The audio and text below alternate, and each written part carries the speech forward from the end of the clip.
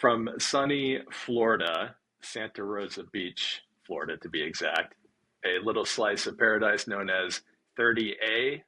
Brooke Kromer is joining the podcast. Brooke, welcome. Thank you. Thanks for having me.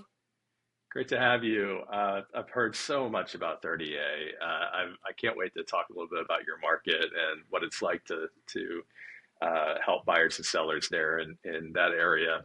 Share where you're from originally and what you were doing before real estate, and then what drew you to real estate for a career.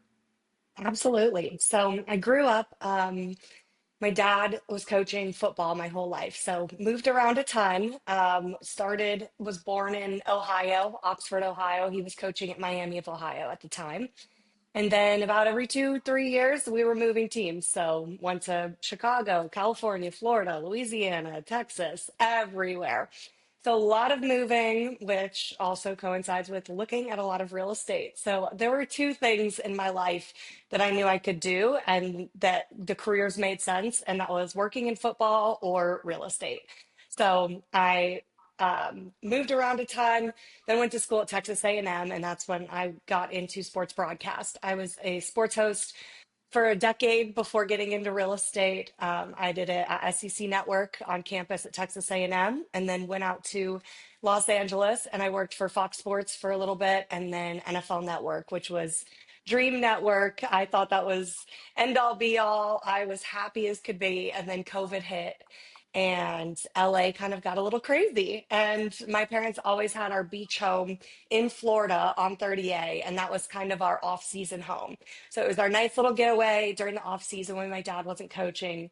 We would all go there, just have our little family time. I had all my summer jobs there. So it kind of felt like that home base for us. It was always my home. I had so many friends there just from growing up there, from all over the country, really. They would come in the summertime and all stay in the same houses. So it was really fun. And then during COVID, I went and stayed at my parents' beach house, and I never left. I got bored, started shadowing my friend in real estate, and I was like, oh my gosh, I could do this. And, I always thought I would do real estate after my sports reporting career. I thought I would do reporting until I was probably 50, and then typically they kick you off camera and, get someone younger on. So it's just kind of the lay of the land there. So that was always my plan. And, God has a funny thing and laughed at my plan and said, you're getting into real estate now. So it's really been amazing. Once I got in and dipped my toes in the water, it was kind of game over. I realized I could make my own schedule. I could work with who I want to work with. The amount of money that you make is really based on how hard you're working and how you put yourself out there, which was not in sports broadcast. You were getting X amount. You had to be at your desk like 8 hours a day, 7 days a week for 7 months straight, and then the off season would hit and you'd have some time. So, you're missing weddings, you're missing birthdays, you're missing all of these life things that in real estate you don't miss a thing. I literally do not miss a beat. I can go to all my dad's games. I'm up here in Buffalo, New York right now, getting ready to go to his season opener next weekend. He works for the Bills now. So it's really cool, just how this life has transitioned into real estate. I feel like it's just like everyone. Real estate is never really your first job. It's always like, okay, now I've come into this job and made this career, and so thankful that I did. So that makes so much sense. The skills that you acquired both during your college years and then your career as a sports host must have really, those skills must really come in handy for you now, wouldn't you say? Absolutely. Yeah, I think it's kind of set me apart in my market, especially because, most people aren't used to being on camera, or I get all the time, even girls on my team that are like, I don't think I can do this video. I'm like, you just have to put yourself out there. But easy for me to say, I've been training on camera since I was 16. So I feel really Yep. blessed to have the background that I do. I mean, I love talking to a camera. I could talk to a camera all day. So that's why I'm now joining podcasts, because it's like, it just goes hand in hand and it's so much fun. And then on the other side of things, I've kind of used my background in sports now to market to sports athletes and entertainers and coaches. And that's really blown up my business as well. It's just probably about 50% of my business is working in the athlete space and coaches and finding them their best investment properties, second homes, off-season homes, sometimes third homes, just a nice little getaway. So it's been really, really special. I'm always saying that I love a great niche, and the 30A market, that is primarily well, maybe I'm wrong. Correct me if I am. That is primarily a second, third home market, right? Exactly. Yep. A lot of people purchasing for investment purposes. So putting it as an Airbnb and then just coming down and using it every once in a while throughout the summer, spring break, Christmas and Thanksgiving are really big holidays as well. But yeah, it's a beautiful spot. People can just get a second home. We have amazing management companies, even if you don't rent it out, that will take care of your house while you're not there. So you don't have to worry when you get there about changing light bulbs and doing all of the mundane things that you typically do to take care of a home. You can hire someone to do it all for you, and it's just an easy little getaway for you to come down to the beach. And our area is always appreciating, so it's such a good investment property. Typical appreciation in a year in our area used to be about 10%. So it Wow, was wild there for a while. COVID kind of, sure. messed with things a little bit. I'm sure most markets have been a little different ever since, but we're starting to see that normalcy creep back in, and we're getting really excited Mhm. about it. Yeah, I love that segment, that niche of really helping to educate, especially those who are new to the investment property purchase, the process, the potential, and things to think about. Is that kind of a niche that you've really become an expert in there in the 30A market? Absolutely. I think you have to be if you're selling on 30A, just because it's so much of our business is selling to people that want to make a great investment property.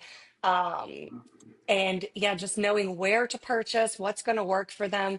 Now, with all the tax advantages that are available to Airbnb owners, it really just makes sense, especially, people that are getting taxed at high percentages. I say buy a property that needs a little bit of work, put the work into it, refresh the furniture.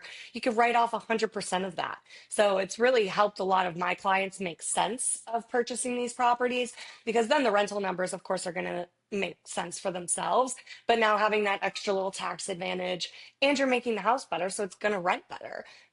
It's going to up the value of the property. Everything. It's amazing what has changed in the short-term rental niche just in the past year.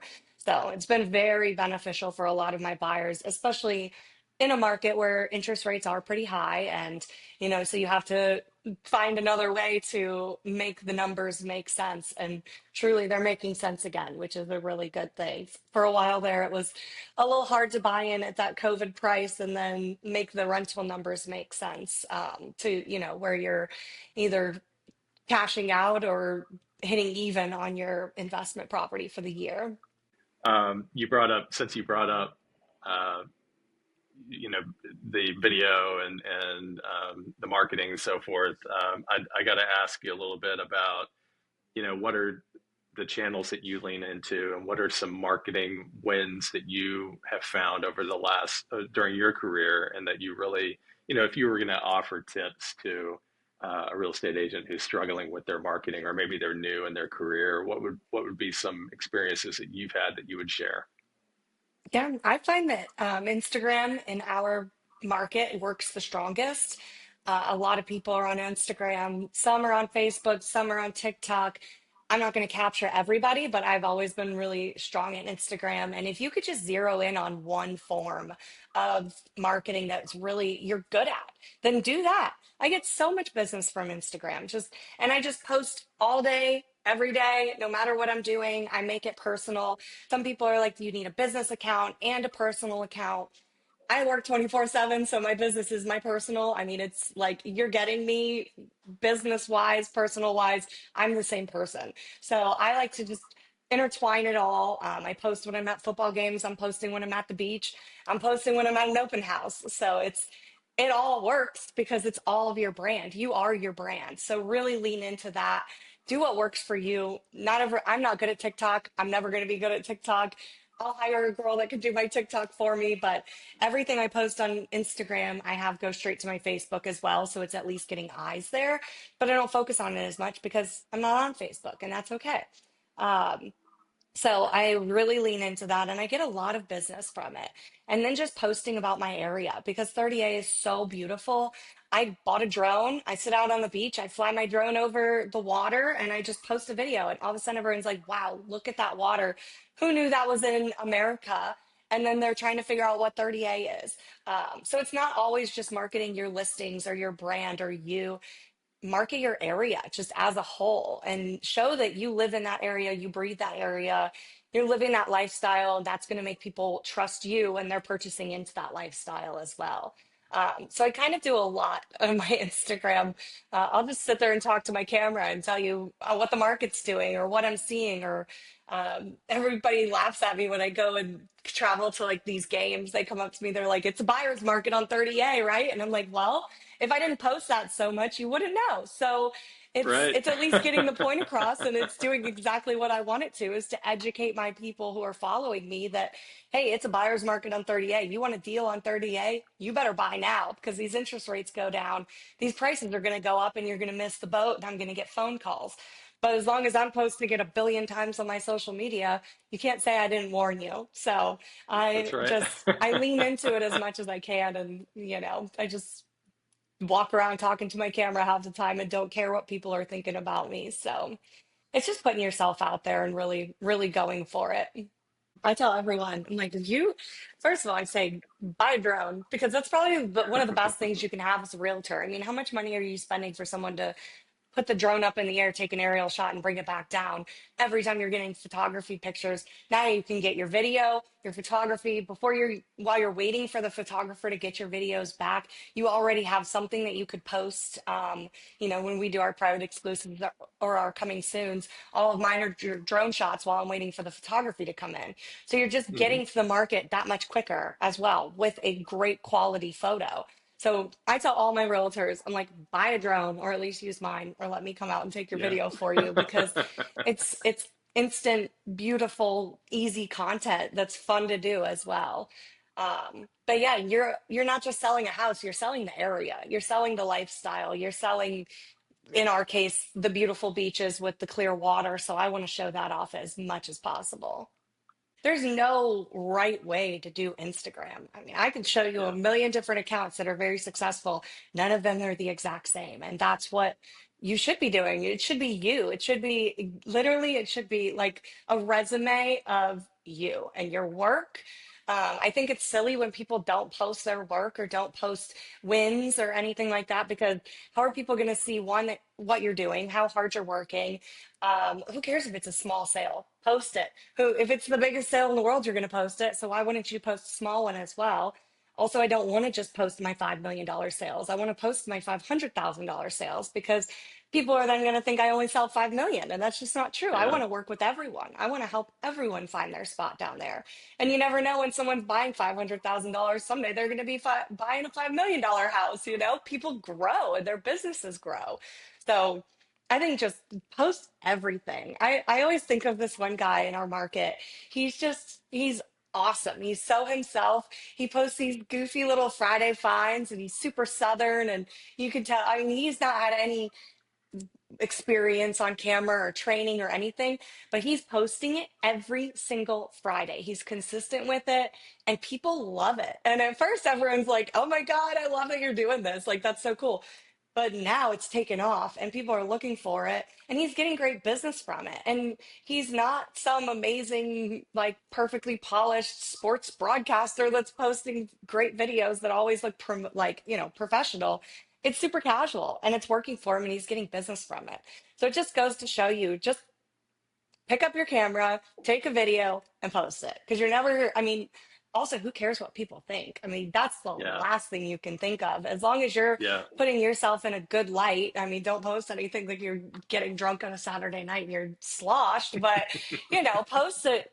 Just post everything. Post when you're at an open house and post when you're walking through a cool house and promote the other agents and the other listings because someone's going to buy that listing, and it could be from you and you, the listing agents on the other side. I like to be very collaborative. If I don't have a new listing to post, I ask someone that has a really cool listing, hey, can I come shoot content in your house? And sometimes people are thinking I'm selling those houses too. And that's perfectly fine because it's helping the listing agent get eyes on their property. They're going to sell it. They don't care if it was from my Instagram or from theirs.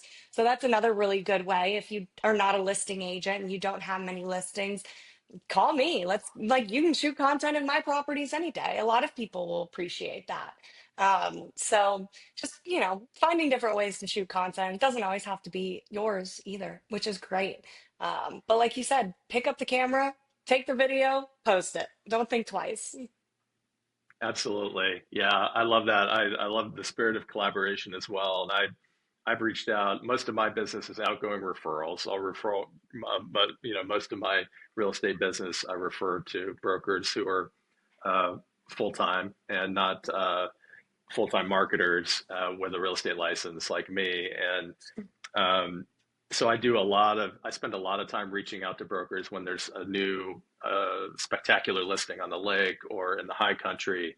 And I always love the enthusiasm and the gracious, spirit of collaboration that I receive on the other side. I think agents would be really surprised at how, like, don't be afraid to reach out to that agent and the other office with that listing that looks so interesting that you would like to share with your, potential buyers. Because I think you'd be really surprised how, how open and collaborative. I would say 98% of the agents that I've worked with over the last several years, and in that way, I've shot video tours of their homes. I've grown a YouTube channel here locally that way. Yeah, I highly recommend it. And it's fun. You make more relationships that way, Absolutely. It's fun. Yeah. And then they want to show your property. If they have Yeah. two properties, same price, same location, they're going to show yours over the other person because they like you and they're going to call you. It's just, I mean, what goes around comes around. Just help other Yeah. people, help other agents. They're going to help you. It's all going to work out. But I always find I worked at another brokerage before Compass and was a very small brokerage, and there was so much drama, and I thought that's what real estate was because that's what I got into. It was my first brokerage. And it was always, I mean, just no one was collaborative. Everyone was judging people, talking about people, and I was like, geez, real estate is cutthroat. This is crazy. Then I joined Compass, which like screams collaboration in your face. Like you have to collaborate, do this, do that. And that's just the type of person I am. So it works so well with my personality. And I was so shocked at how quickly my business took off as soon as I joined Compass. And I mean, not only their technology and all the great stuff that comes with it, the bells and whistles, but just the culture and helping each other. And we go to these retreats and all of a sudden we've got 25 new friends across the country, and we're helping each other blast each other's listings and getting referrals from it. So it's been so cool. As soon as I opened up my business to more collaboration, it's come back tenfold, like just beautifully. And even like we were saying, just going in and shooting at someone else's listing. Everyone, half the time when my business is slow, they still think I'm killing it because I'm posting at other people's listings. And who Uh-huh. cares if I'm slow or if I'm busy? As long as the buyers think I'm busy, then they're coming to me Yeah. to buy some properties. So it And helps you're active, everyone. right? Yeah, you're Exactly. showing activity, you're active, you're working. Exactly. Don't stay So stagnant. That's about the worst thing you could do. absolutely. Well, we already answered this question, but I'm going to ask it anyway. How important is networking for a real estate professional success? Huge. Huge makes it all the better. Networking with other agents, as well as networking, just going to events.